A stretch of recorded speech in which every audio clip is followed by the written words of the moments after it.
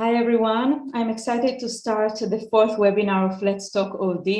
It's all about the workplace. This webinar is about relationships where customer success and organizational development topics meet. Please write your question or comments and we will address them later on. Together with me is Boaz Arbel.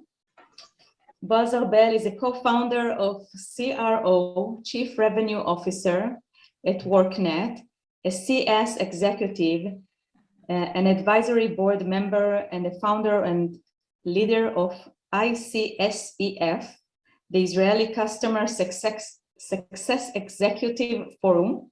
In addition, he is an advisory board member at WITH, a coach for CS leaders and volunteer mentor at Scale Up Velocity. I hope I pronounce it well. Yeah, Scale Up Velocity. Okay. And I'm Nili Bulis, a leadership organizational development consultant, passionate about understanding people, organization, and all processes between them.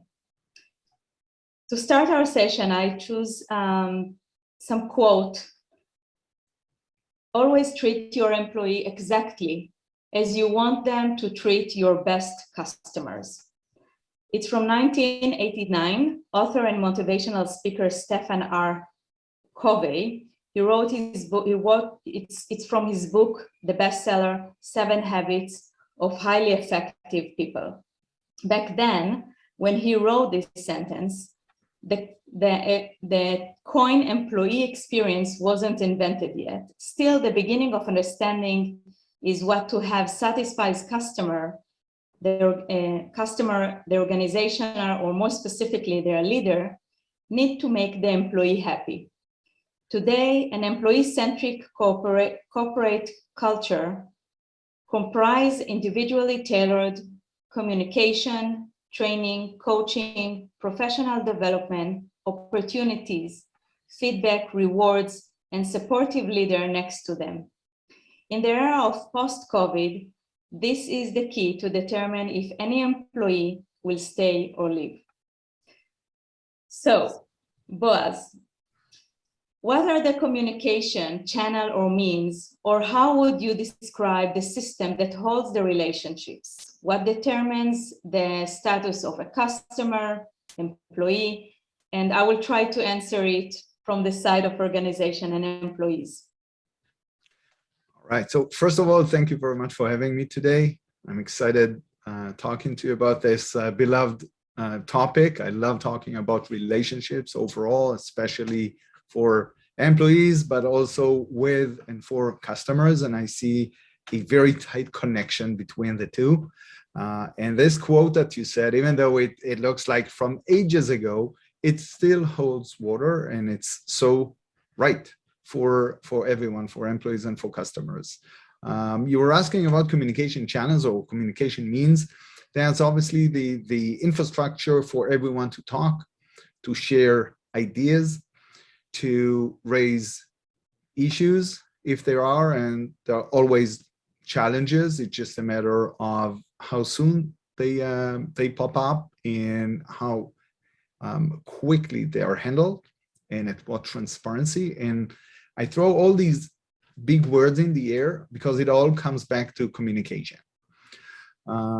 It's super important to have everyone feel comfortable to use what they want to use, to be heard, to be understood, to get feedback, and to keep on flowing ongoing updates on whatever is needed. Okay.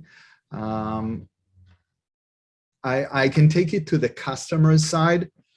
If back then it was mainly emails, today we see a very strong trend into customers thriving to have immediate messaging platforms where they need not just faster communication mean, but also more unstructured and unofficial communication to be able to share more, to get more insights, to better collaborate and brainstorm. So I hope that works well for you to start with. But I'd like to hear what you think about that and to take it further as much as you're interested in.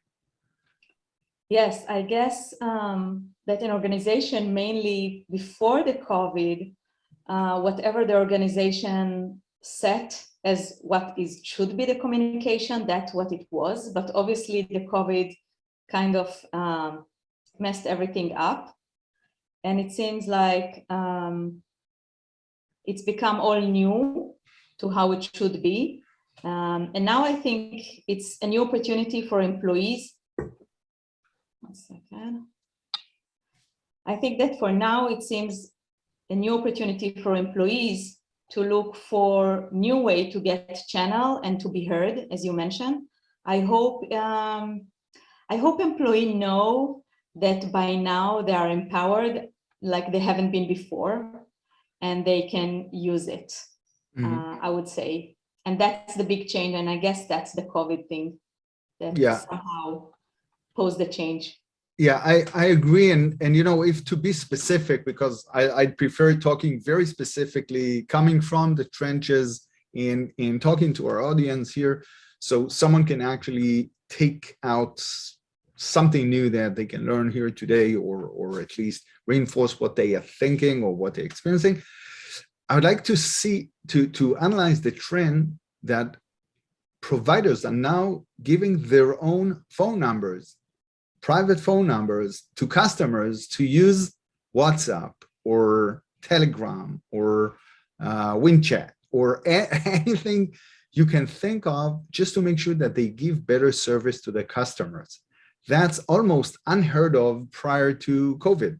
Now, something in COVID made make the world, and I'm talking the business world now, closer and smaller and more intimate. If you're talking to me and you see the background of my own basement here, my office home, why don't I give you my phone number so you can reach out to me whenever you need, and I can give you better service? Did that happen in organizations? I don't know. I hope yes.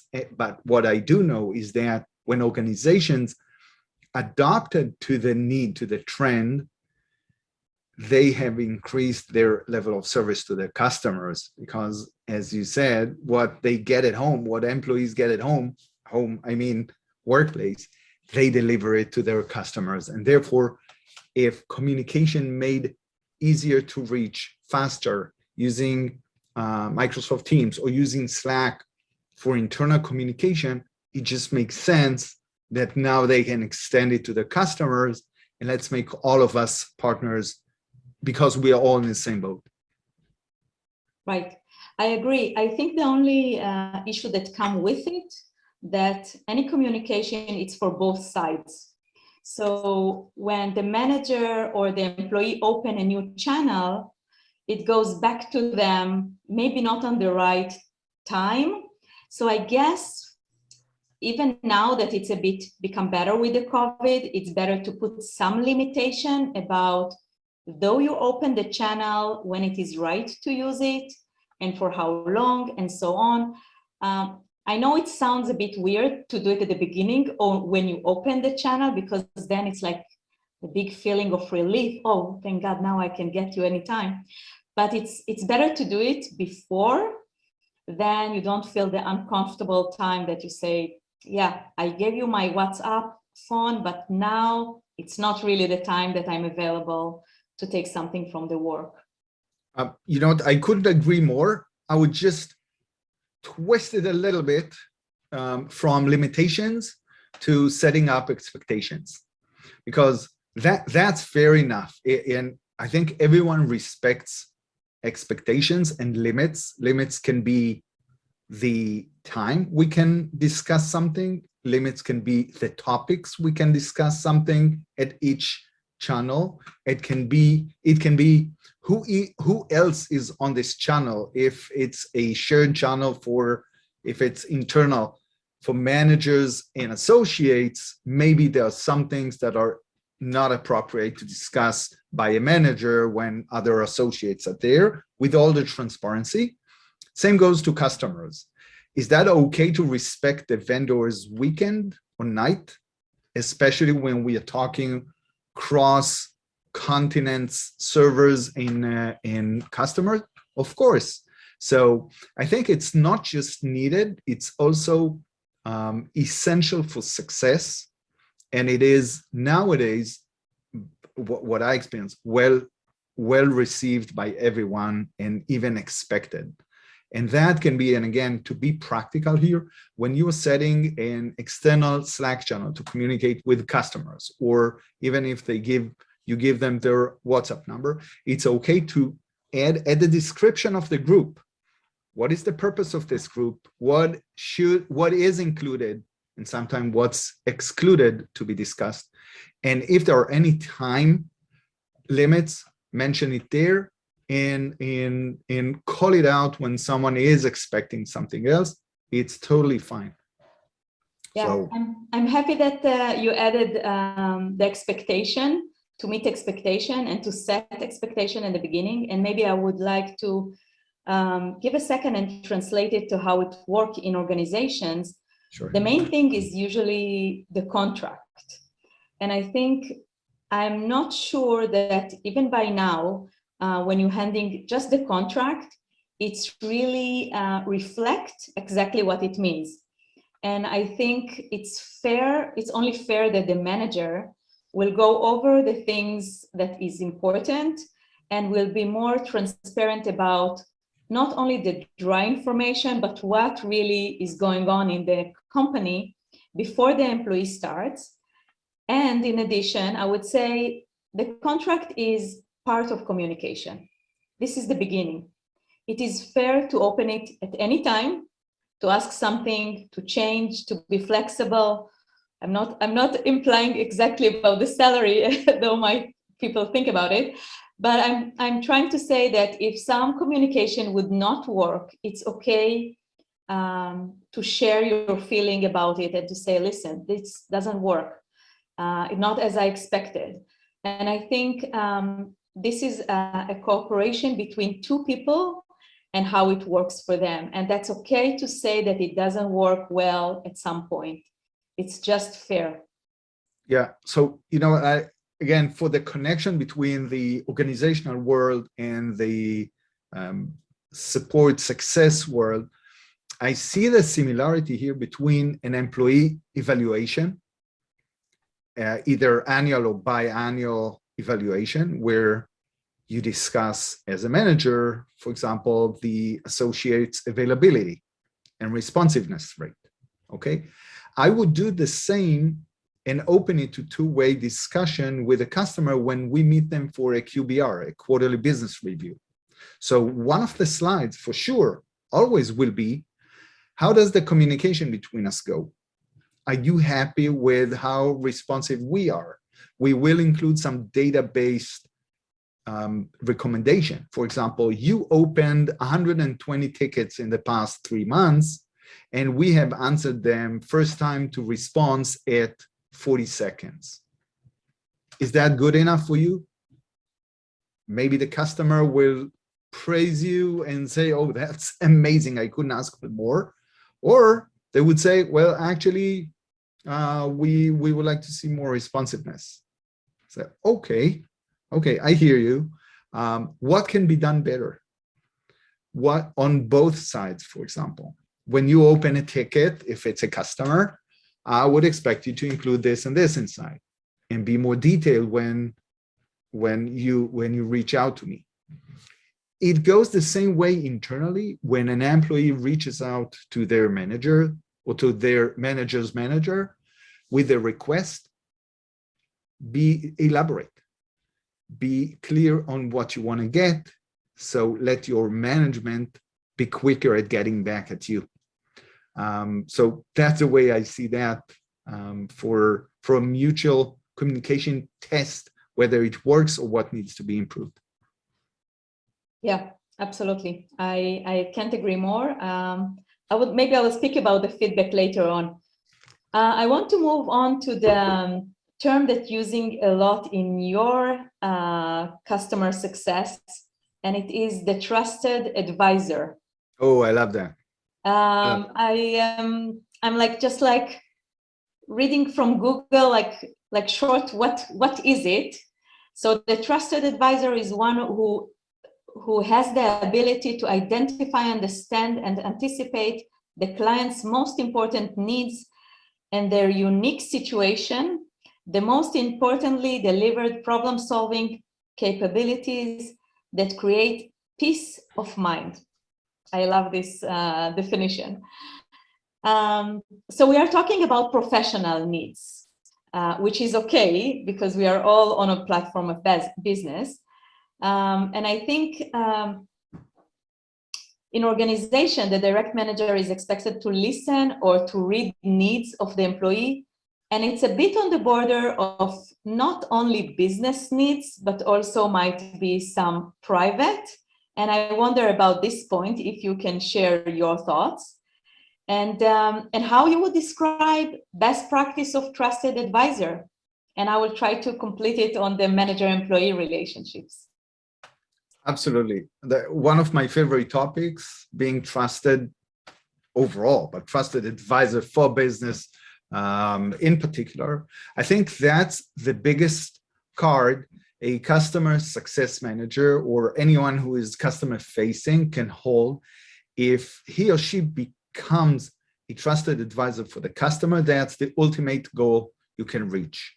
And there's a trend of moving from a hardcore sales to a product-led growth or a service-led growth, that the actual sales, once you landed small, is happening by the customer trusting the vendor to sell them the right product at the right timing, not overselling anything, not over-promising something that is still in the pipeline and to be delivered in 6 months or so. Listening to them and adopting to what they really need. I think all of these build the trust. And at the end, as you said, we are talking about two people or small groups of people who are the steering committee of the vendor-customer relationship here. And by going small steps, you build a big trust. And if you used a quote, I want to quote Brené Brown, who is a big thought leader in organizational development. And she said, trust is not built in big sweeping moments. It's built in tiny moments every day. And when you build that in tiny steps every day, every contact point that you vendor have with your customer, you have to deliver value in a honest and clear way that creates value to the other side. It's not that you cannot fail. Everyone slips here and there. But if it's consistent, if it's a machine, if that's a state of mind of speaking the truth, listening and building up for the other side, that's how you build trust, including, by the way, and I'd like to hear your take on that in an organizational aspect, being vulnerable. So when you don't know something, say, I'm sorry, I don't know, let me check on that and get back to you, and do get back and say what you found, including if it's not the brightest or the best for the customer, but be with the customer. So that's a long answer for how to build trust with customers. How is that building it internally? Yeah, I think you absolutely mentioned some of the point, and I will maybe go over some of them. But I think, as we mentioned before, setting expectation, that's the basic thing. It's always good for both sides. When you know exactly what to expect from the other side. I would add to this to be authentic. I think it's a bit hard because we all want to present ourselves in our best side, on our best day. The more we have self-awareness that we are not always on our best side, and we can let it go that we are human and making mistakes, as you said, and to stick with the truth, though it doesn't look always the best thing. I think for the managers, next to the employee, it's one of the most important. And I'm connecting this also to another thing, which is to be transparent. If you have even some negative feelings, like you are sad, or if you are frustrated from some not best performance at work, or maybe not at work, the moment you are sharing where you are, someone else can at least understand where you're standing on this day. And this being together at the same place, I think it's built something that just humans support each other's. I want to add to this, I wanted to add it later on, but I would add it even now, about being compassion. Not all of us have all good days, as I said, and to be compassion is just not to give advice, as I see it, is just to be there with someone. If you can be someone physically, I tend to, with my kids, when there is a bad day and they're, I don't know, that the test results didn't come as well as they expected, I can't do much. I am with their pain, and I can't, I'm not about to call to the teacher. It's just to be with them at the same day.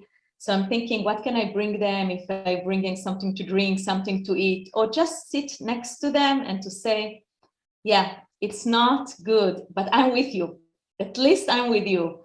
That's the only words that I find that it is, I'm really sad with them. And the next moment we have this feeling of being together. And I think it's something very empowering. The other thing that I would add is, and it's connected to the expectation, to stand behind what we are saying. It starts with coming to meeting on time. It starts with saying, I can do that, but that other thing I don't know if I can do, and I don't know if I have the ability to do, but I will check it. And if the answer is no, is to come to say, I'm sorry. It's not the right answer, but it's no. But I'm with you to look for another solution for what you need. Mm-hmm. And it's really a lot of hard conversation to do in between. But I think what you're gaining is a long-term relationship. Would you agree, Boaz? Yeah, absolutely. It's I would even add to that and say, as a customer success professional and preaching to those who are dealing with customers, always try to bring added value to the customer with every contact point. But it doesn't mean that you have to pour your knowledge in. And as you said, sometimes your added value is just being there, listening to the customer, okay? Because maybe that's something that is so rare to find, people who really listen to you and who are really standing by your side, that this is the unique advantage you can bring to the customer that no one else can. And as you said, you cannot do anything about the result at that exam that didn't went as well as expected, but you'll be there. So if something fails on our platform or with our service that we give to our customers, and there's an ongoing crisis, if you check in every hour and maybe even make it systematically on the hour, on the top of the hour, and you reach out and say, I'm still here, even though it's midnight, I'm not going to sleep because I know that you are not going to sleep over there. You have crisis, that worth the world for the customer later on. They will forget about what the issue was, what the technical issue was, and how hard they worked. They will remember that you checked in with them every hour and that you said that you cannot fall asleep because they are working so hard. So, and that builds trust for sure. Absolutely, I'm with you. I want to add something to some component or about my view about relationship. So it's true that it's two people, maybe more, in relationship are involved and invested with the same goals. and one person's success is the other one person's success. But as I see it, there is no equality between sides, and there never is, as much as it sounds not so maybe a good title, a good slogan. And I think each person and its position, even if it's a customer and vendor, employee and manager, they bring different talents to the table, and they are negotiating with their own talents about how to bring the success. They have different roles. Actually, I would say it even about relationship in a completely different, in a family even. It's just the same. We are never equal as much as we wish to be. But our different talent sets, that's the one that we are building together. And that's how we manage to bring the success. Mm-hmm. And for this, I want to mention the employee life cycle or customer centricity, that we are inspired to have continuity in those terms. Mm-hmm. And I'm going again to about if you have another thing about how to be sustaining, not only building the relationship, as we mentioned before. And I want maybe we can talk about more about the feedback that you talked. Okay, yeah, for sure. So that's a huge topic to dive into, and I'll be happy to do that. But first, I'd like to make the connection between what you said, between the business world and the organizational world, and obviously it's interconnected. So once we were selling software to companies, all we cared about is selling the software. And once we sold it, that's it. If the customer wanted upgrades, they would buy it. If they wanted professional services, they would pay for it. The software world moved into SaaS, into software as a service, where the customer votes every term. If it's a year, sometimes it's on a monthly basis. They vote if they want to continue using my service or not. And that's frightening from a vendor perspective, because I have to make sure that by the end of the year, the end of the term, they will renew what I'm selling them, okay? And I have to prove myself every day. So when the renewal time comes, they will renew with me. It will be a no-brainer. The same goes to employees and organizations today, because if prior to the pandemic, it was more of an employer world, today it's for sure employee world. It's an employee market, and the employee choose who they want to work for, and they choose the employers by their values, by their perks, by their so many other things. So the employers now, organizations, have to be appealing to customers, to employees, and convince them to work. So that's a similarity. Now I'm going down to the life cycle, and it doesn't matter if it's an employee life cycle or customer, because our needs as employees or as customers are changing. When we are just onboarding a new company as employees, we need certain needs. 2 months later, when we have hopefully finished our onboarding, 2-3 months, it depends, our needs are changing a little bit. And my expectation as an employee that my organization would know how to cooperate with that. Same goes to customers, okay? They have started small, they learn how to use the product, they finish the onboarding, now it's the adoption phase. I, as a vendor, have to understand how I change my communication availability, my help. Maybe my help is not needed anymore at that intensity. Maybe I have to back up a little bit.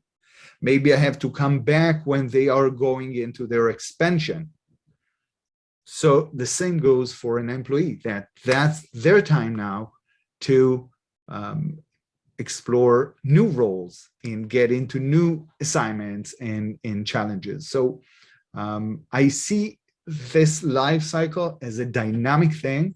And if to summarize that, I would say that the word is being agile, being dynamic, to what the other side needs are.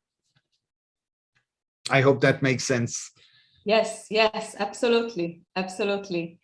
I want to add a bit about the feedback, and I want to divide it to two kind of feedbacks.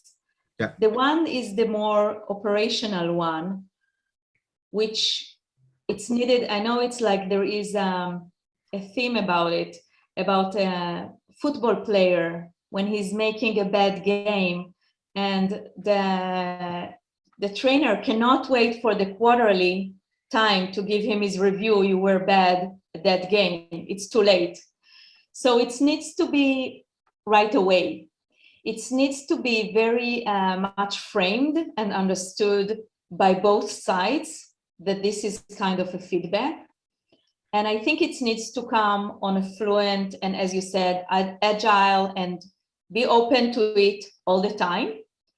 And I think that periodically the feedback, what you're talking about quarterly, needs to reflect more about all reflection of all processes with all the components you can ever think, which could be, it's almost similar to what you would say, renew the contract. So the employee needs to do the same, and thinking about what I'm gaining, what are the contribution, the performance to the company is, and while you're thinking about this reflection, and I think this kind of component, the reflection, is the most luxurious and the most essential at the same time for every company. Because I believe that this component of reflecting, thinking, what's working and what's not, it's not so much luxurious as my people think, because without it, you cannot really get any improvement. But still, I find that not a lot of companies are thinking about it and being aware of how much it is important in the life cycle, and to keep it a life cycle of the employee. Yeah, absolutely. So you know how they say that feedback is the breakfast for champions? I love that, because that's the only thing that fuels you to do better, to know where you are at, where your manager or your customer wants you to go. So I love that. And I'm seeking for feedback all the time. And unfortunately, I'm giving my feedback to others. Sometimes they don't want to hear that so much, but I'm forcing myself, even though they don't want, because I believe in that so much. As a former Air Force air crew, as a fighter pilot, feedback is something that you live by, not just by the end of the flight, sometimes on the spot right away, as you said, in football, in sport, in other high risk, high velocity environments. Absolutely, that's needed. And to get that in an efficient way, it's more a matter of a style. So establishing a state of mind and an environment that is safe enough for someone to get feedback on the spot, sometimes publicly, and to know that it's nothing personal, it's just professional, and it's needed for getting better results. Now, it takes time and it takes courage and trust in order to get there, both organizationally and in relationship with customers. Some practical tools to get there is, for example, using the words, literally using the words by any end of communication, either verbally or written. Have I missed anything? Have I understood what you said correctly? Please let me know if I missed anything. Okay? It might be just a closing sentence, but it's way more than that, because once the customer sees that repeatedly as a system, hopefully they will feel comfortable at time to come back and say, you know what, this time I was kind of insulted of the way you presented the progress with it, and it didn't represent me right. So, oh my God, first of all, I'm sorry, I didn't know that, but let me know what I made wrong and how can I fix that, not just make sure I don't do it again, but to fix it right now. So that's for ongoing feedback on the spot. I'm a big believer in that. And again, it has to go sincerely inside the company, managers to employees and vice versa. And then it reflects outside to customers too. I hope I answered your question. Yes, absolutely, absolutely. And I'm taking one thing that you mentioned in this answer to the next question, and I want to add more to it. The next question is about the interface relationship, literally one by one, the relationship. What are the main components of building an authentic and honest relationship with customer employees? And what I took from your last response was being humble. How can I help you? What did I miss? I think it's so lovely that you said it. I really love it, because it starts when saying kind of a statement, I would do anything to help this kind of relationship. Tell me, what can I do? And I love this part very much. I want to add one more thing that we kind of mentioned, but we didn't say it specifically, and it is listening. Yeah. I think it's one of the skills that I have to say that in my life I learned from experience and from reading about it, understanding that just when I stop broadcasting and stop talking and let quiet get into the room, this is the time that and the sign that someone else can speak. And the more we are practicing listening, it is create open environment around us, a culture that we are all listening to each other. Part of listening is obviously what you said nicely again. We just repeat what the other side just said. Just repeat it again.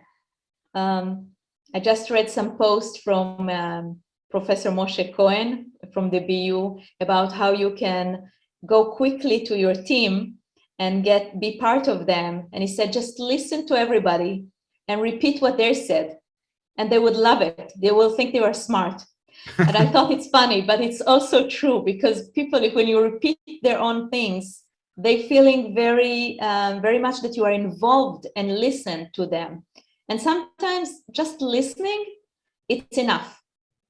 It means that it's the part of the compassion that you are with them. You not necessarily even solve the problem, but you're with them and you heard their needs at this moment. What do you think about that? Yeah, I love that. And I wish I could be better at listening. If you ask my wife, I could be way better in listening. but let's stay practically here in the business world. I hope I'm listening enough, but I'd like to add that just listening is not enough. It has to be an active listening. And what you said, reflecting back, that helps the other side, either it's an employee or a customer, with one more thing. We are used as a sounding board. It's not just that we receive. We are reflecting back, and the customer has a chance to hear how what they said sound. And again, that's a rare, very rare gift you can give another side, because sometimes you can see, if you would look at that from the outside, someone said one thing, the other one reflected that. You can see how it impacts the first person. They say, I don't know, it sounds a little too harsh. But yeah, you just said that. So, yeah, I know. Let me rephrase that. And by doing that, you help sometimes, I'm referring down to the customer, to fine-tune the message, because it's not rare, it's not uncommon to see a customer coming at you as a vendor and barking at you, this doesn't work, and it's and by calmly coming back, so I hear you saying that this doesn't work and this and this, and you're very disappointed. So no, I'm not very disappointed. It's just the two things that didn't work. So okay, so it's just the two things that didn't work. So yeah, one didn't work and the other one, maybe I was mistaken by how I operated that. So okay, so you put that in context, you put that in place, and you help the customer to deliver something that I can then take care of that, come back and solve. It works the same way internally, because if you find an employee or a manager with a full belly on something, and you start breaking it down by helping him vent it out and repeat, that can be a huge gift you can give the other side, even by just listening and reflecting back. So that's my way of doing business in serving my customers and employees. Yeah, absolutely. I think it's, I think when they're, by the way, when they're coming yelling or angry, and if you just reflect about the feeling that you feel while they're doing it, it's already, you interpret actually their feedback that they're saying. And you can say, okay, I hear that you're yelling. You're probably very upset. You're very angry, very frustrated. How can I channel each one of them? Let's hear what's going on behind it. And that's feedback, just getting the feedback and putting it on the table, not to ignore it. Yes. I think it's a great idea. I would say not everybody likes to be reflected. This is also another thing, but it is, we have to be sensitive who is ready and open about it and who is not. But we definitely need to listen to the other side as well. I know, and I agree. It's just that, and we say that in customer success, that no news, you know, the expression, no news is good news. We say that no news is bad news, because if you don't hear from the other side, that's not a good sign. It probably means that they are so mad or so don't care that they are probably in preparation to churn and to go to your competitor. So it's better to hear bad news soon so you can act on it, as much as it's embarrassing or awkward or painful sometimes, but at least you know what you are facing. Even if they'll be leaving and this customer is lost, maybe you can learn something else and apply it to other customers and in organizations to other employees or to everyone to make the situation better. So yeah, crickets, no one loves crickets when you hear it, the silence there. Right. Actually, in a relationship, if there is quiet, it's dangerous. It's always dangerous in relationship. You have to figure it's not about news. It's not about reading news. It's about relationship. And if it's quiet, that's not good. Something else is cooking. Yeah. Good. So I want to also, we mentioned it before about being vulnerable. You mentioned it. And I also want to add that the more you show that you are human, we mentioned it before, it's kind of open up to the other side, to share their side as well. And when you're doing it, it's kind of not only about you not showing, you know, that you're perfect, but the other side, it helps him to open up for any other issues. And sometimes those issues are completely professional. It's nothing about private life. But when you give this space, it's kind of open up about business things, interestingly enough. Yeah, I agree with that. And I think gone are the days when you could sell or even serve by pretending that you are perfect. That's it. And maybe it's the pandemic that brought things down to earth and brought us back to basic, back to our families, back to our homes, back to not traveling so much and leaving aside all the fancy facade of, oh, this is so bright.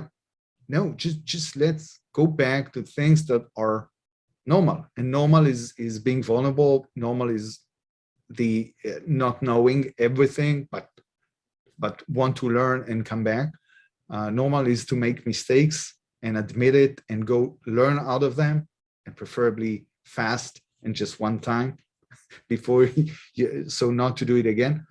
And I would put a lot on that, on being human but caring, and really deeply care for the other side. If it's an employee or if it's a manager, it's okay that an employee will care for their manager to be successful, to be happy, to work in normal hours, etc. As much as not that the vendor is responsible for the customer to be successful, but I expect the customer want to partner with me and want me as a vendor to be successful as well, so I can keep on being there for them.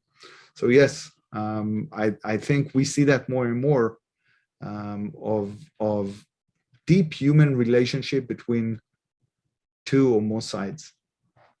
Right. Good. So I don't see any question or comments on our chat. So Boaz, I want to thank you very much for this webinar session that you were with me and explore me to this completely different area. It was nice. Thank you so much. And I hope to see our guests in other webinars as well.